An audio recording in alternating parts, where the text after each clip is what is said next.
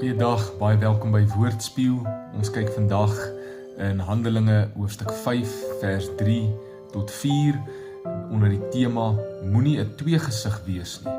Ek lees vir jou Handelinge 5 vers 3 tot 4 wat sê: Peter sê toe, Ananias, hoekom het jy jou deur Satan laat oorhaal?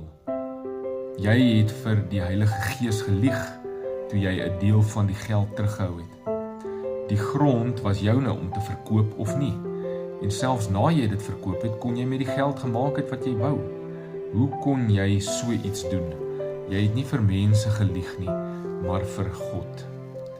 So, ons almal ken hierdie storie van Ananias en Safira wat grond verkoop het en die geld na die apostels toe gevat het en gesê dat dit die volle bedrag is van die geld wat die grond wat hulle verkoop het en dat die apostels dit kan gebruik tot die uitbreiding van die kerk en die werk van die Here.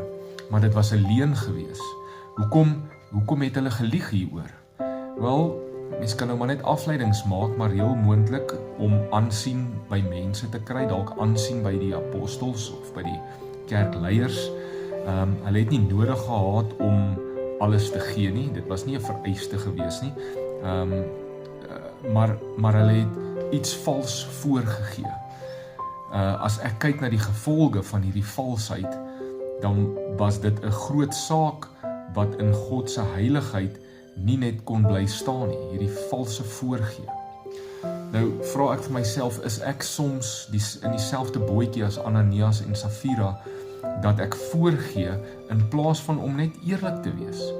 As ek eerlik is, hoef ek nie maskers te dra nie, dan hoef ek nie aansien by mense te probeer kry nie. Ek doen net wat ek doen vir God en voor God, eerlik en deursigtig. Dit wat ek gee, dit wat ek doen, moet ek vir hom doen en voor hom doen. Doen ek nie vir mense nie, doen ek nie om aansien te kry nie. Valsheid is nie vir God aanvaarbaar nie. Ek moet my motiewe en ek moet my dade voor God eerlik en oop hou. Kom ons kom voor God met eerlikheid, sonder maskers, sonder om voor te gee.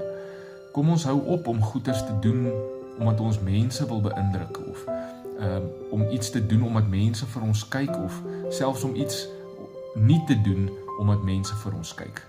God moet ons enigste motief wees. Ons moet voor hom lewe, eerlik, opreg, want ons staan teenoor hom verantwoordbaar. En kom ons doen dit in ons godsdiens, in ons aanbidding, in ons alledaagse lewe.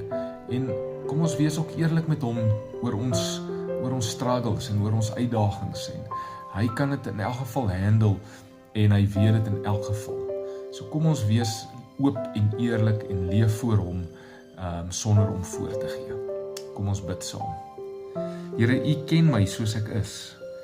Ek hoef vir U niks weg te steek nie. Ek hoef ook nie voor U voor te gee oor my struggles en oor my dienswerk nie.